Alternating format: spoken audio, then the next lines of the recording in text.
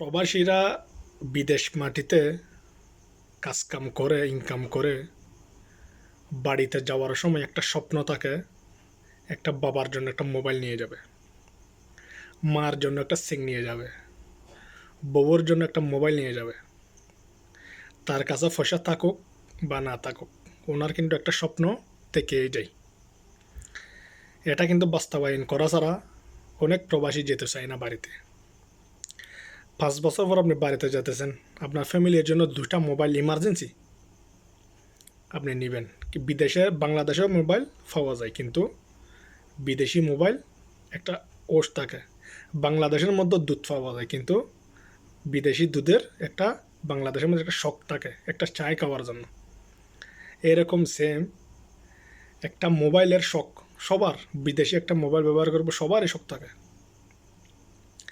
কিন্তু সেই স্বপ্নটাই এখন ভেঙে দিতে যাচ্ছে বাংলাদেশের সরকার।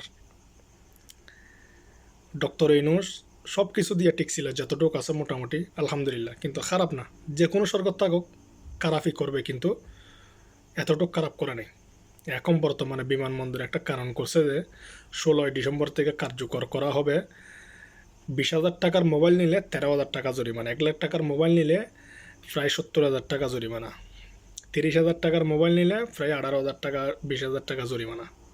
অর্থাৎ ট্যাক্স আর কি, জরিমানা মানে ট্যাক্স আর কি। ট্যাক্স দিয়ে মোবাইলটা আপনি নিতে হবে। আসলে এটা কি যুক্তিপূর্ণ? কোন দেশের মধ্যে এরকম 97% ট্যাক্স দিয়ে মোবাইল নিয়ে যেতেছে? ট্যাক্স নেন, সমস্যা না, অন্য অন্য দেশের মতো নেন, 8%, 10%, 12%, তার সাথে তো আর বেশি 15% নেন, কিন্তু 57% এটা বলার বাইরে। একটা মোবাইল নিয়ে গেলে 100 টাকা, 200 টাকা, 500 টাকা নেই, সমস্যা নেই, কিন্তু এরকম এটা কিন্তু দান্দাবাজি। এটা প্রবাসীদেরকে হয়রানি করা। প্রবাসীদের বিমানবন্দরেও কোনো সম্মান নেই, এবং টিকিটের দাম তার না বললেও চলে। আকাশ ছোঁয়া টিকিটের দাম। যাওয়ার সময় কম, বাংলাদেশ থেকে আসার 4 ডবল টাকা গুনতে হবে। এমন আমরা বাংলাদেশের মধ্যে জন্ম নিয়েছি, বাংলাদেশের জন্য আমাদের প্রবাসীরা এত কিছু করতেছে, কিন্তু তাদের কোনো দাম নেই। প্রবাসীরা আমরা হতভাগা। আপনারাই বলে যাবেন, একটা গাইড যে স্বপ্ন পূরণ করার জন্য, বাংলাদেশের মা বাবার স্বপ্ন পূরণ করার জন্য একটা গাইড, একটা কার্টুন বেঁধে যে সামান নিয়ে যান, সে কার্টুনটা কেটে নিয়ে ফেলতেছে সামান ওখান থেকে। তারপর আপনাদেরকে মোবাইল নিয়ে যেতে দিতেছে না।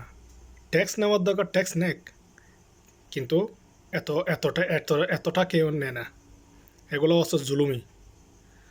প্রবাসীরা সবাই রিমিটেন্স বন্ধ করে দেন, সব ঠিক হয়ে যাবে। প্রবাসীদেরকে কোনো ফ্যাসিলিটি নেই, প্রবাসীদের কোনো কিছু নেই। প্রবাসীর টাকা দিয়ে বিমানবন্দরে এত লোক চলতেছে, এত মানুষজন চলতেছে, সারা বাংলাদেশ চলতেছে, কিন্তু প্রবাসীদের কোনো ফ্যাসিলিটি নেই, কিচ্ছু নেই। 1 মাস যদি প্রবাসীরা যদি রিমিটেন্স যদি না পাঠায়, সারা বাংলাদেশটা অচল হয়ে যাবে। কিন্তু তারা এটা মাথায় রেখে চলে না। তো সবাই ভালো থাকবেন, সুস্থ থাকবেন। এই কথাগুলো অনেক দুঃখ থেকে বলতেছি, মন থেকে বলতেছি, কিন্তু এটা কিন্তু অনেক জুলুমই হইতেছে। আমারও তো মনে করো যাওয়ার সময় 1-2টা মোবাইল নেওয়া লাগেই। 2 বছর বাদে মোবাইল, 1 বছর বাদ মোবাইলটা ভেঙে ফেলে ঘরের মধ্যে, মনে করেন খারাপ হয়ে যায়, নতুন মোবাইল লাগে। একটা স্বপ্ন থাকে মা বাবার, বউ বাচ্চার, যে একটা মোবাইল আনবে, আমি একটা ইউজ করব। বিদেশি মোবাইলের একটা শখ জাগে সবার, কিন্তু সেই শখটা আপনাদের মনে হয় আর পূরণ হবে না। সবাই 100 আওয়াজ তুলুন, 1 আওয়াজ করুন। ইনশাল্লাহ প্রবাসীদের যদি বাঁচতে চান, প্রবাসীরা যদি সুখ শান্তি থাকতে চান, টিকিটের দাম কমাতে চান, রিমিটেন্স বন্ধ করে দেন, সব ঠিক হয়ে যাবে। আর কিছু করার নেই। সবাই ভালো থাকবেন, সুস্থ থাকবেন। সবার মতামত কমেন্টের মধ্যে জানাবেন, আমার কথাটা কি ভালো লাগছে না খারাপ লাগছে। যারা যারা সাবস্ক্রাইব করেন অবশ্যই সাবস্ক্রাইব করে নেবেন। ভিডিওটি সবাই অতি জরুরি, সবাই শেয়ার করে দিবেন, সবাইকে দেখার সুযোগ করে দিবেন। সবাইকে ধন্যবাদ এবং আসসালামু আলাইকুম।